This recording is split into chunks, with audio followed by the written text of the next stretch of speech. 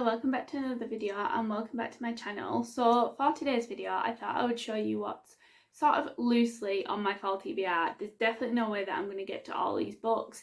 I'm a big mood reader at the moment, so I feel like my mood might change or I might not want to read them, but these are like loosely based on what I am gravitating towards, with like sort of autumnal vibes, fall vibes, that kind of thing, and like horror vibes and things. So yeah, let's just get on into it. Okay, so the first couple are romance books. I know that one of them is not basically based in the fall or autumn, but the cover obviously gives off autumn vibes, and that is The Pumpkin Spice Cafe. I don't know if I'm really excited for this or not. I feel like I want to read it because the series just looks better and better. Like the covers of the series, it all looks very cute and very like, yeah, it just vibes and I like it. But honestly, with the book, I don't know what it's about. I don't know what much of the series is about, but if I read this one, then I can carry on to the next one, and then maybe like the Christmas one will line up around winter time, because I think the next one maybe is the Cinnamon Bun Cafe or Cinnamon Bun Bookstore, and that sounds more autumnal than this one, but this one does sound autumnal, but apparently it's not. Anyways, I'm excited to get to it. I have heard good things, and if I like it, at least it'll be another cute series for me to try. So that is the first one. The second one I'm very excited about, and that is Kindling. Just look at that cover. Very autumnal, very gorgeous. It is set in the autumn time, and it's set in the Scottish Highlands as well, and I love the Scottish Highlands. There is no better place that I could think of for an autumnal book to be set, so I'm very excited for this one. If any of these get chosen off my pile to like actually read in this autumn season, it'll be this one for definite. Very excited. I don't know what it's about though. I'm guessing he's a woodcutter, but I don't know about her. She's just an uprooted city girl and he's a grumpy Scottish woodsman. So I'm gonna guess that's the trope that we're going for, like grumpy sunshine maybe. But yeah, I'm very excited for it. I'm excited to see how it reads, and yeah, I feel like it'll give the perfect vibes. The next one, I had to add the Queen of Mystery, and that is Agatha Christie. I feel like her books are just always very cozy, crime coded, and that's definitely why I want to give another one of hers a go. I've not read one of hers in a very long time. I went through a phase of reading loads of them, and I could never guess. I could just never guess what was going to happen at all, but I always absolutely flew through them and really enjoyed them. So this one is The Mysterious Affair at Styles. Ooh, it includes the original unpublished ending. That's very cool. This is the very first one in the series, so it's got the list. Don't know if you can see that back. It's got the list of the book series in order, and this is the very first one, so that's kind of fitting actually that I've chosen it. But yeah, I feel like it's sorry, I just got distracted. It's got like little pictures in and diagrams and things. That's cool. But yeah, I really like Hercule Poirot. I think he's a great detective. You never know what he's thinking, but hey ho, it's going to be a fun read. So yeah, I'm excited to get to that one. Got a couple of horror ones. We've got some more horror further down, but these are for further up. So we've got Hidden Pictures by Jason Rekulak. I did start this the other week and then I softly DNF'd it. I didn't not enjoy it. I just feel like it wasn't the right time for me to read it. So I'm hoping that in a couple of weeks, when it starts getting darker and, you know, it starts getting closer to Halloween and things, I can sit and read this and enjoy it, because it does sound very good. And it's either hit or miss with people. I feel like it's either like a 1-2 star or a 4-5 star. There's never in between at a 3-star. But yeah, I'm very excited. I'm very intrigued by all the pictures, and I just really want to get to it, but I feel like just last week or a couple of weeks ago just wasn't the right time, so hopefully next time will be the right time. And then we've got another one that Gareth bought me for, it was either Christmas or my birthday, I'm not sure, but it's The Faraway People by Stacey Dighton. I have never heard of this in my life, but it definitely screams creepy, you know, horror type October vibes to me. So it'll probably be an October one, but that's still fall TBR, so it's fine. I don't know what it's about. A cult hellbent on death and destruction, a troubled family of the twisted web of secrets and lies, and an ancient forest swarming with ungodly abominations. Definitely sounds like it's going to be creepy. I'm probably going to have to read this one either with someone if I'm reading it in the night, or I'm going to have to read it through the day to not get scared. So yeah, I'm excited for that one as well. And then we have Middle of the Night by Riley Sager. So I've read 2 Riley Sager books and they were both 5 stars for me. I know for some people he's hit or miss as an author. Some people love him, some people hate him. Well, not hate him, but don't like him.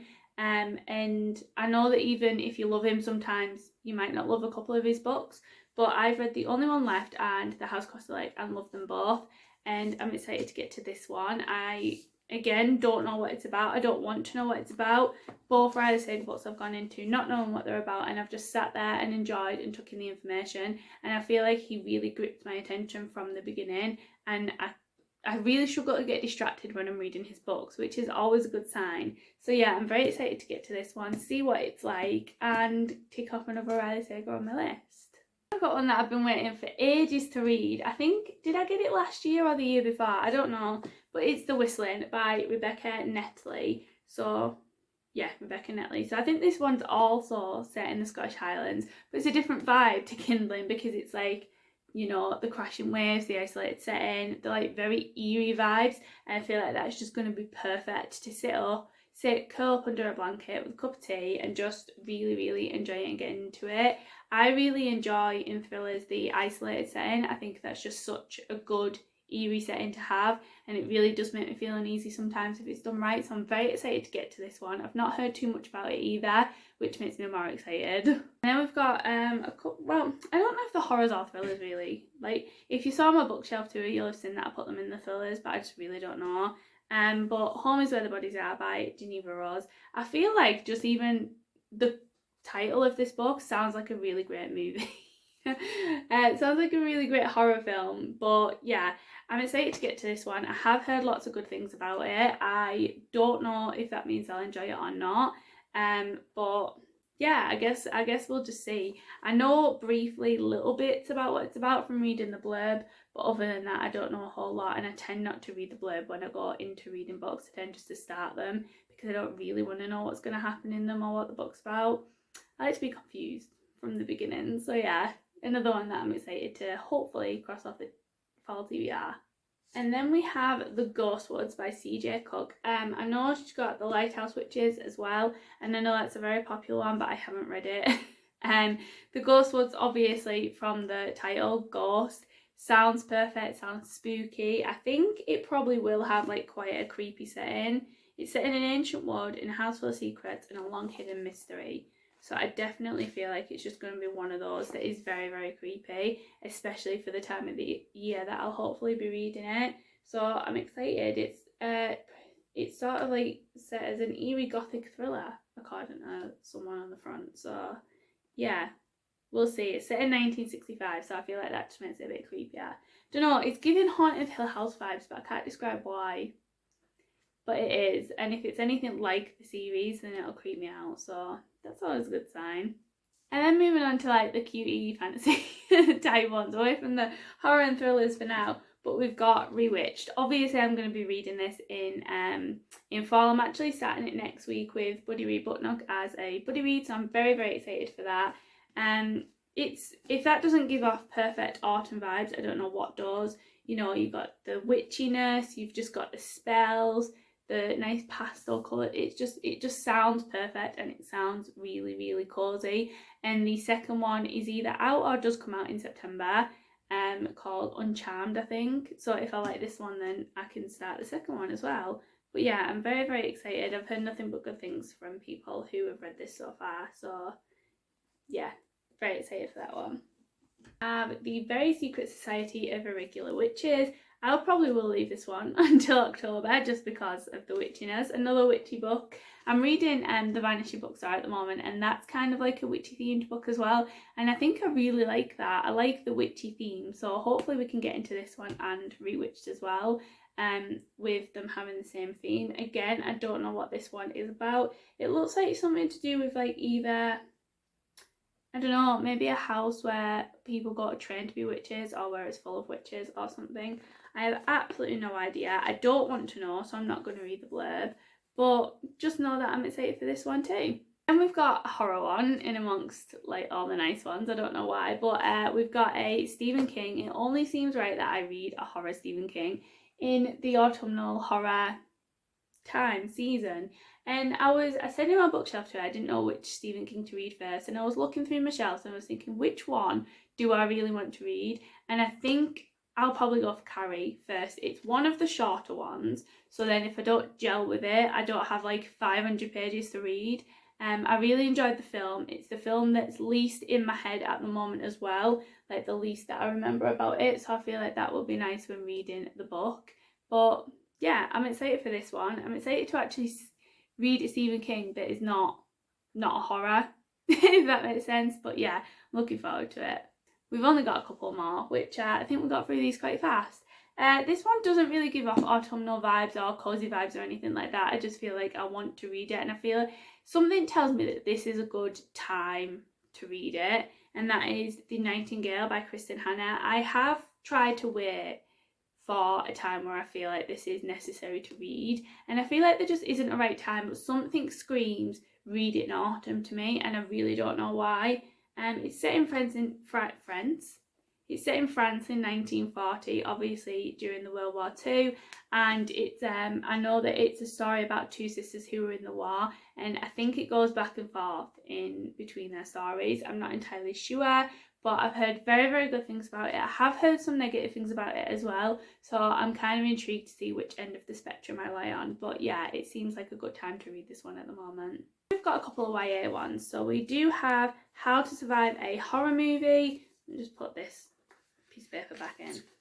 Yeah, How to Survive a Horror Movie. So again, don't really know what this one's about. I'm gonna guess something to do with a horror movie. I really do enjoy YA thrillers, and I think I've said that either before, wherever I've said it.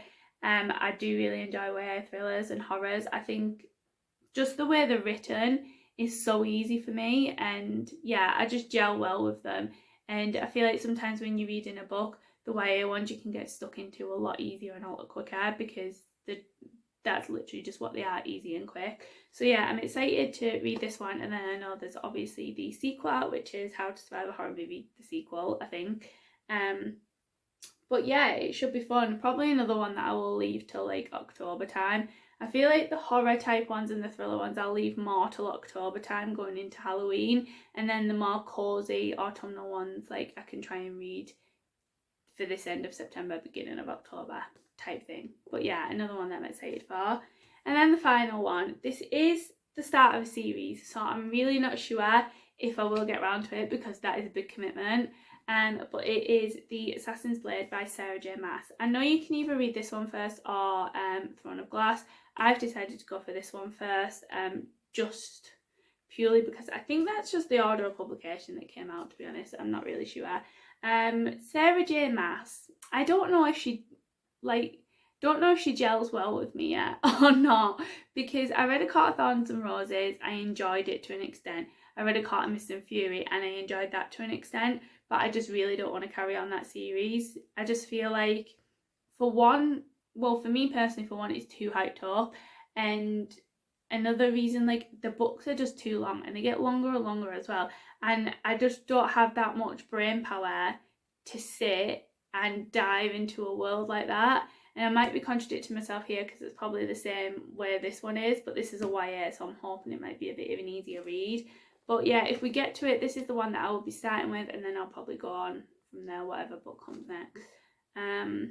But yeah, exciting times. So that is all of my, I'll try and lift them up, I probably won't be able to. Let me see. This, no, they're gonna fall. Anyways, this is a loose plan of what I would like to maybe hopefully try and get to in like sort of, it's the end of September now, so like September, October, November time, before Christmas, before the Christmas books come out. I would like to try and get to some of these. Obviously, like I said, I'm not going to get to all of them, but that's alright. They're just ones that scream autumn, cozy vibes to me, really. So I feel like it's now or never. We read them, because if I don't read them now, it'll wait till next year. With some of them I probably will read, like the thriller ones. But yeah, I'm excited to see which ones I get to. I'll try and incorporate some into videos as well, so I'm getting my TBR down. But yeah, exciting. So thank you very much for watching this video. Let me know what's on your fall TBR, if you go more cozy fantasy or if you go more thriller horror. Which one do you vibe towards? I think I'll vibe towards thriller horror more, but I'm very excited for the cozy fantasy this year as well. So yeah, thank you very much for watching, and I will see you on Tuesday for a new video. Bye!